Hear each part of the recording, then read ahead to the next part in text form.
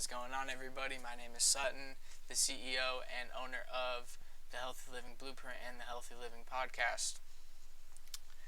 I just wanted to say thank you guys so much for the continuous support.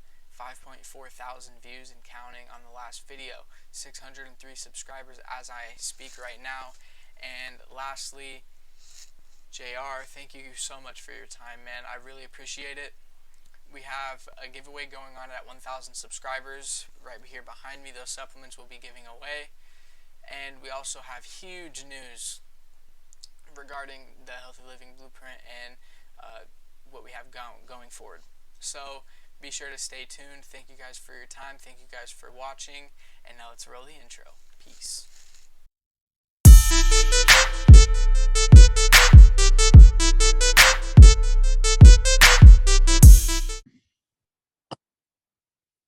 All right, episode number 4 of the Healthy Living Podcast. I'm here with JR. What's up, man? What's up, dude? How you doing? I'm doing good. How about you? Good. I actually just got done doing a 3-mile run. And then Tuesdays I just do mostly my conditioning. So how long is your fight camp? My fight camp's been about 6 weeks. Yeah. Okay, 6 weeks. And is this like boxing, right? Bare knuckle boxing, or is it MMA? Boxing. Yep. Okay. Yeah, and it's for the actual bare knuckle league, right? Yeah, BKFC. Yeah. Yep. Are you fighting on the main card or undercard, or? I'll be on the main card. Oh, nice. Yeah. So so you fight MMA too, though, right? No, I was like a Muay Thai guy. Okay. Yeah. Yeah. So I started years ago, man. Like I fought in a sport called Sanshu. And basically what that is, so Muay Thai is from Thailand, okay? Right. And Sanshu is from China. And that's the sport I fought professionally in late teens, early to mid 20s. Right. And so that's what I competed in. I was on the USA team for that sport. Fought in world championships. So yeah, and I decided to get, I'm back in the fight world and coaching and training other people. And I still got it in me, man. I got the itch again. All right. Have you ever thought about fighting MMA? Back in the day, yeah. So years ago, I had the opportunity to go. Somebody had asked me to go out and train out in New Mexico. I don't know, Greg Jackson's camp. Yeah. So John Jones. Yeah, a good friend of mine back in Texas. Like we trained together. I don't know if you know who Leonard Garcia is. Okay. Yeah. Yeah, he fought WEC and UFC, and then he fought recently within the last 5 years. So he did some bare knuckle fights.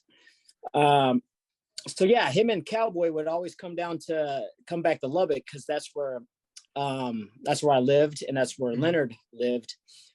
And at the time, they were staying in dorms at Greg Jackson's camp, and they were merging the WEC into the UFC. They were taking all the little guys into the UFC, and they were like, hey, you should come and stay out in the dorms and see where it goes. And at the time, I was still fighting in Sanshu, and I just didn't, honestly, I just didn't want to at the time.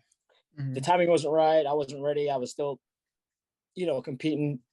And so I turned it down. I still keep in contact with Leonard, still a good guy. Now Cowboy is a huge, big name. Yeah. So, yeah. So it's kind of cool. Knowing Cowboy before, he's, this big mega superstar, and he's still as cool and as crazy as he was whenever I first met him. So, yeah, I mean, I've always enjoyed watching Cowboys fights. They're so entertaining. I mean, the guy, it's kind of sad now because, he's not as durable as he once was, but, Cowboy in the old days, he was really entertaining. Yeah, absolutely. Like he was nobody could really touch him. Like his skill Uh-huh. was on a different level whenever he was, really on the grind and Mm-hmm. killing it out there. But Yeah. yeah, he changed the game, and all the people that were under him and that are now killers in the sport, like they all watched Cowboy, and I'm sure they got a lot from him, and Yeah. he's a staple in the sport, and he'll always be. Yeah. Did you watch Usman and Covington? I didn't, man. Was it a killer? Yeah, it was a really good fight, actually. I didn't agree with the decision. I thought Covington pulled it out, but Everybody said, and I didn't. I'm not gonna lie, I didn't even watch the highlights or anything, but that's what everybody said. That's what everybody said. Yeah. So do you keep up with the UFC much? Not so much anymore. I mean, I still watch it on occasion. But it's just like I don't buy them. Yeah. I don't go to the bars and watch them because that gets old. People are stupid. You know what I'm saying? Right. But if there's a group of my friends that they're like, hey, we're gonna go watch a fight, I'll definitely go and watch.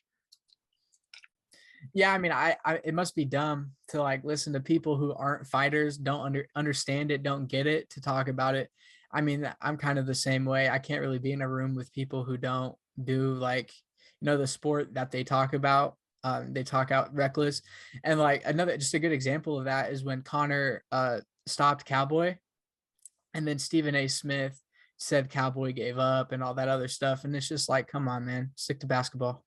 Yeah, stick to basketball. I get it. You're on TV. That's your job. But like, if you don't understand and know the sport, right, just stay in your lane. You know what I'm saying? Right. Exactly. Yeah, that it's just people who don't get it. It's just not. I don't really like it. I like watching the fights at home, alone, just so I don't have to deal with people. Exactly. Absolutely. Yep. Like the people at the bars, I'm like, dude, you have no idea. Like, you have no idea. Yeah, or just people that talk about the grappling exchanges and stuff like that, because that's like more my realm.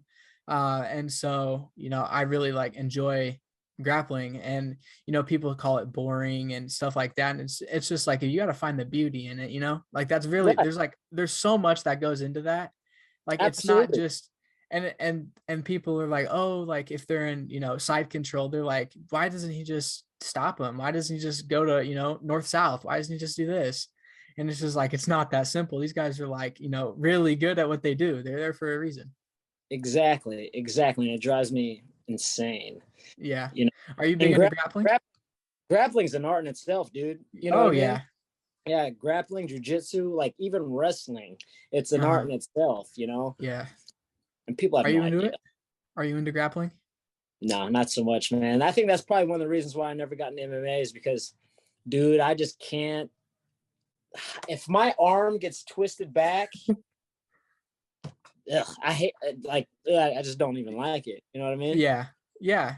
I'm a grappling guy because it's just like in a street situation, you could hook kick somebody, but that's just like, that's overkill. Like, just, putting them in a choke and, tapping them out or just putting them to sleep. That's just easier and quicker. Right. And honestly, like 90% of like, if a street fight ever occurs, it's always on the ground. It finishes on the ground. Unless somebody gets knocked out. Yeah. But that's it, Mm-hmm. Have you had any street fight? No, honestly, I mean, I've had a couple, like growing up in high school, stupid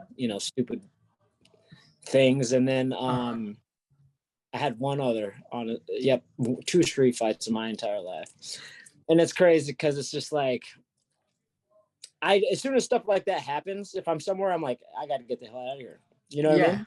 And then it's like, when stuff like that happens, it's like, I'm not a very big guy, they're like, let's get him. Let's rush him. I'm like, dude, I'm the wrong person. Like, I am the wrong person for you to rush at, So anytime something crazy like that happens, dude, I get out of there. Well, yeah. And it's just weird because in like street fight or just street altercations, people always think they're the toughest guy. They think they have it figured out. And it's like, come on, man. Like, I get it. You're hard and wherever you're from, but like, this is different. Like, I do this. Right. Exactly. I'm like, bro, I know you've probably taken a couple MMA classes at your MMA gym. Like, you're not a professional guy. You know, Right. you might be awesome in your crowd, but dude. So do you own the gym? Because I see Clearwater, so I assume you're in Clearwater, Florida. Yeah, Clearwater, Florida. I don't own the gym. It's actually my coach. He owns the gym. I'm the boxing coach out here. Uh-huh. So I'm out here all day. I'm out here a lot. Yeah. Yep. Well, yeah, I mean, I see that a lot. Yeah, I see you always are posting about, training and stuff like that. Yep. I got a lot of So, solid people that I train, and yeah. Well, I yeah. mean, I'm not like a big striking guy, obviously, but from what I see, that's a craft that I'm trying to pick up. And so what I see, I mean, you got those guys trained up pretty good. Yeah. I've got and actually, like, my oldest, like, I have private clients that I train as Mhm. well. And my oldest, he's 60 years old, man. And he's a killer. Like, he Uh-huh. learned boxing, like, from ground up, and like he looks great. He's amazing. Like, he was an athlete all his life. So, Right. so he really picked it up, and he's awesome. Yeah, it's always cool because like, older people are always like doing jujitsu and stuff like that. And it's actually just like really cool to see like older people that are, starting to train and stuff like that. Yeah, it is. I mean, it's like, even out here, like, all the members, it's all walks of life, old, Mhm. young, middle aged, and it's cool because, in an atmosphere like this, doesn't matter how old, young you are, everybody's coming for one common interest. So, Right. like, the conversations are all, everything's flowing, good. Mhm. You know what I Yeah. mean? Yeah. And it's like, you know, martial arts in general is just so humbling because there's always somebody that's going to be better than you. Like, Yeah. even the best guy in the world can get caught on one day, or, even, there's match styles make fights, and that's how it's always been. And so it's really humbling. It's like you could be, the toughest dude in Florida, but then you go to like, somewhere else and, you're not the best no more. And that's just Yeah. like really humbling. Yeah, absolutely. It's cool that you say that too. And if you can surround yourself with people that are better than you, or on the same level, it just, everybody continues to grow. Right. Yeah. Yeah, and it just unites nations too. Like, you got Russians with the Sambo, Khabib and Islam and all these guys, they're known for their wrestling, take you down and smash you. And then you have, Africans making, Kamaru Usman, Adesanya, Ngannou, it just unites like through all of the, uh, beef and problems throughout the world. You can always count on, martial arts from wherever you are, get in the octagon, fight it out, and then you hug afterwards. It's Right. really like cool to see. Yeah, absolutely. It is. It's like, just like in the gym, where it's old, young, middle aged, whatever. Right. Everybody's here for the same common goal. Right. Yeah. And I love it, Mhm. So, So how long have you been in martial arts? Did you start at a really young age, or did you just pick it up, high school, college? yeah, high school. I want to say about, I think I was 15 or 16. Yeah, started And kickboxing. oh, kickboxing. And when did you compete at first? I first competed probably 18, and then from And there, man, it took off. It was like bam, bam, bam, bam, bam, bam, bam, bam. Yeah. okay, so I looked you up on YouTube, and there was a kickboxing. You have one video on the YouTube. I don't even know if it's you, but you're in kind of like a high school. Yeah, gym. Yep. Yep. I was Yep. actually Okay. getting a fight overseas, and Uh-huh. promoter, a promoter in New Mexico was like, "Hey, like, we've got this like 135 belt.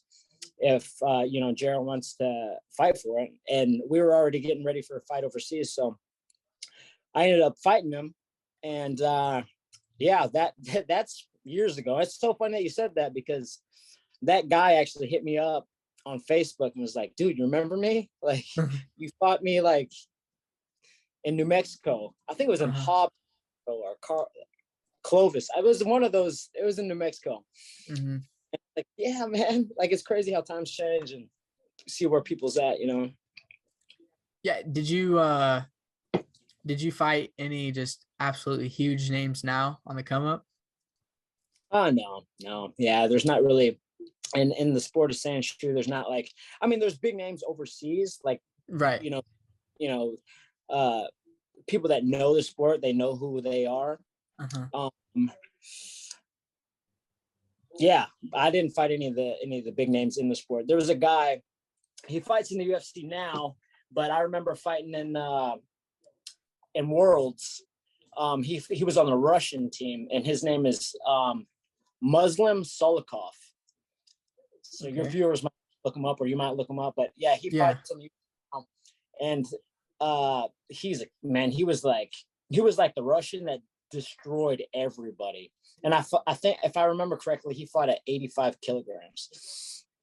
But he fights in the UFC now, and back when in the Sandshoe days, they called him the I think it was the Chinese killer, because he was like, the sport is Chinese, but he from Russia would just destroy everybody, Right. like all Chinese, all like the other countries.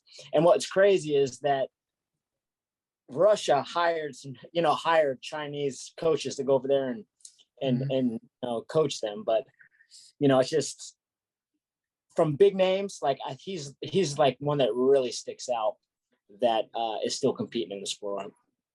Yeah. Do you ever miss kickboxing or anything like that? Yeah, dude. I mean, I'll still fight some Muay Thai fights if I still have it in me. Hmm. We had some lined up for last year sometime, I believe. And that was in March. No, it was like February, March time. But it was up north in New York, and New York like is crazy at the time. Like, COVID was real bad, so they shut everything down. Promotion Right. shut down. So I was gonna fight in Muay Thai there, but nothing nothing coming up. I'm just focusing on boxing and bare knuckle right now. Yeah. Do you see a future like you're gonna fight multiple fights in bare knuckle or? Yeah, they're bringing in the 125 weight class. It's a new weight class, and I'll be fighting at 130. They're doing a catch weight for us, but 125 is a brand new weight class, and I'm confident in my skill, even though I'm a little bit older, but I still feel as fast as I did, 10 years ago. Yeah. But yeah, my goal is to stick with BKFC, get some good fights in, hopefully get that 125 belt. I honestly believe that I can get that 125 belt, hold it for a while, and then peace out, finally hang the gloves up. Yeah. But So I want to get a few more in. yeah. So how much weight do you cut? And what's that like? Um, like, I normally walk around when I'm like not training for like a fight. Like, I normally walk around 140 to 145. Okay. And right now I woke up at 137, and I'll be fighting at 130 next week. Oh yeah. So that's an easy cut. Yeah, easy cut. I'll sweat it out. But yeah. And last time I was at 125, like, actually, when I was fighting in Sandshoe, I fought at 56 kilograms, and that's 123 pounds. So I Uh-huh. hadn't been past the 130 10 years. So, You but think you it's easier now. Like, for some reason, yeah. it's easy. Yeah. You think you could hit 125 easy? Yeah, I could do it, especially since I'm walking around right now at like 135, 137 ish the last couple of days. Like, I could definitely get the 125. So Would you rather a 6-week camp or would you rather a longer, drawn out uh, camp? normally long, like, I would like longer, but just because the weight, you know what I'm Yeah. saying? Like, I Hmm. remember back in the day, man, the weight was tough. Yeah. But right now, like, just training, I'm at like 137. Like, and I'm training, tough, hard. I'm training hard, and the weight's just coming off, man. It's crazy. Mm-hmm. And I'm basically eating the same diet that I did, years ago. Do you just sweat it all out? Do you wear a sweatsuit when you train, or have you got there yet, or where's that come Yeah, I was actually on a treadmill today with the sweatsuit. in? Do you sit in the sauna? Do you I sauna? will. Yeah, I Yeah. will. Yeah. Saunas are, I hate sweatsuits because it just gets so hot so quickly. I like the sauna. It's because the sauna also relaxes you. Just the sweatsuit. I've been so close to passing out so many times in the sweatsuit. Yeah. Dude, Because you got it's to get bad. enough water. You know how it is. Yeah. Speaking of water, dude, I've been water loading. That's probably one reason. So on the topic of water loading, I take it you don't water load at the start of fight week. I do about a month out. Yeah, about a month out. I mean, you probably should drink more water, but Right. I really focus on it Mhm. about a month and a half out. So Have you ever looked into like nutritionists like Lockhart and that crew? I have because I mean, I'll tell everybody my age, but I'm 36 this year, and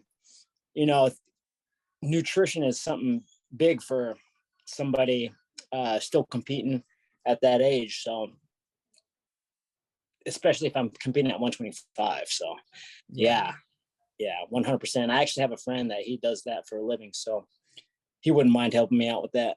Right. Yeah. And do you take nutrition seriously like year round, or do you like really dial it in on fight week, or how's that like? I really dial it in once a fight is set, Mhm. especially the cut. But I enjoy my life. Yeah. I like good food. I like burgers. Me and my girlfriend, we always have cheat days, but not Mhm. during fight camp. But yeah, I mean, I love food.